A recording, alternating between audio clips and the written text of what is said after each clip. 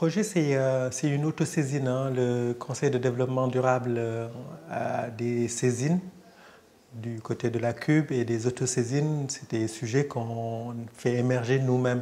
Donc on est parti d'une autosaisine discrimination et précarité. Et on s'est rendu compte que le mot discrimination devient, comme tous les mots en France, quand ils sont de l'écho, des mots valises.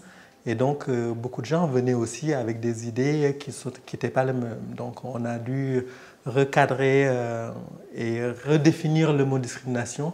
Et on était parti sur discrimination, précarité. On est revenu sur la discrimination. Et on s'est mis d'accord d'ailleurs de réfléchir sur les mesures, les outils de mesure de la discrimination. Mais on voulait avoir le maximum d'écho possible.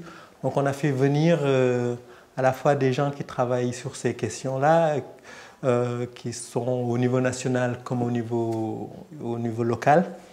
Et puis après, il y a eu des séances de débat internes aussi sur la redéfinition des enjeux. Et ce qui est sorti de façon plutôt unanime, c'est qu'on partait sur les critères de la HALD, les 18 critères de la HALD, qui sont l'orientation sexuelle, l'appartenance syndicale, l'appartenance ethnique, la question du genre, mais aussi la question du handicap.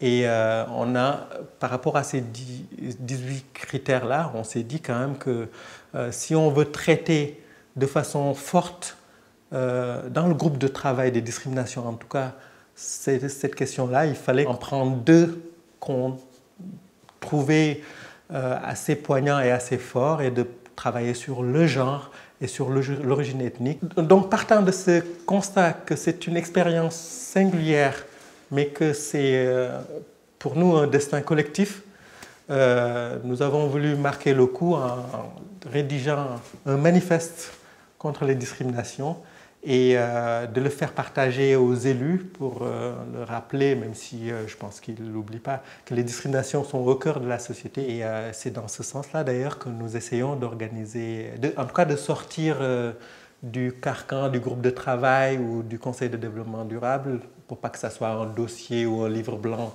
supplémentaire à ranger dans les tiroirs.